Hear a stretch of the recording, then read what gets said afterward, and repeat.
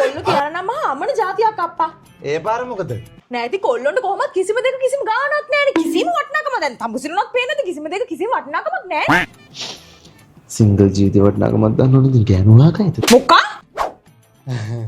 ඔව් නෑ. ඔව් මේ වටිනාකමක් නෑ.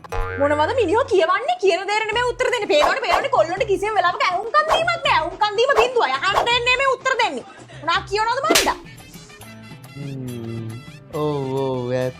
ඔච්චර තමයි දන්නේ. කමියුනිකේෂන් කියලා දෙයක් තියෙනවනේ සම්බන්ධයක් ශක්තිමත් වෙන්න. කොහෙද ඉතින් කොල්ලොන්ට කමියුනිකේෂන් කියලා දෙයක් නෑ. කමියුනිකේෂන් කියලා දෙයක් කොහෙද? කඩ උත්තර දෙන්නේ. ඔව් නෑ බෑ බෑ ඔච්චර තමයි දන්නේ. කමියුනිකේෂන් නැතුව කොහෙද ඉතින් සම්බන්ධයක් ශක්තිමත් වෙන්නේ? දෙන්න බෑ සම්බන්ධයක් තියෙන්නේ බෑ. හරි දැන් මම මොනවද කරන්න ඕන? ඔය පේනවනේ මේ මැදින් මැද්දෙන් ගොම් ප්‍රශ්න අහන්න තමයි කොල්ල දන්නේ. ඇත්තද එහෙමද කිසි දෙයක් දන්නේ නැහැ බබාලා. ඊට පස්සේ ඕන මල පැනලා කෙල්ල කියවන්න ගත්තට පස්සේ කෙල්ල දන්නේ කියවන්නේ ජී. මරෙන්ඩ ආදරෝ ඊට පස්සේ. නෑ කොල්ලෝ එහෙම නෑ. දන්නේ නැති නිසානේ අහන්නේ. අනේ බොරුව තමයි තියෙන්නේ මට පෙන්නන්න බැරි කොල්ලෝගේ බොරුව තමයි පටන් ගන්න මින්දම බොරුනේ තියෙන්නේ. අනේ නංගි මං අනිත් කොල්ලෝ වගේ නෙවෙයි. මං හරි වෙනස් නංගි. ඔය අත අල්ලගත්ත මම අතාරින්නේ නෙවෙයි ජෙසිකා. වගේ පුදුම කෙබරනේ හලන්නේ. කොල්ලෝ ගෑනු රවට්ට ගන්න වල් නරි කබරයෝ. කොල්ලෝ ඇත්තටම ආදරය කරන නිසා තමයි එහෙම කරන්නේ. පස්සේ කෙල්ලොන්ගේ ක්‍රියාකලාපේ කොල්ලෝට එපා වෙලා තමයි මුලින් ඇත්ත පස්සේ මුසාවාද වෙන්නේ. අනේ මේ ඉන්නෝ මිනිහෝ. ඇත්තටම ආදරේ නම් මොන දේ වුණත් එකට ඉන්න බෑයි. දැන් ඉන්න කොල්ලෝ එහෙම නෙමෙයිනේ. කෙල්ලොන්ගේ බොරුව තියෙනවා නම් විතරයි දැන් ඉන්න කොල්ලෝ ඉන්නේ.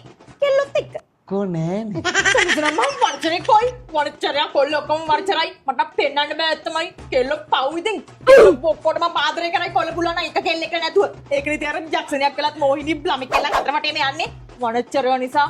අන්න ඕකනේ ගෑනු මෝඩයි කියන්නේ. අපි නම් මෝඩ නෑ. ඇයි අපි මෝඩයි කියන්නේ? මෝහිනීට ළමෙක් හම්බුනේ ඇයි දන්නවද? ඇයි?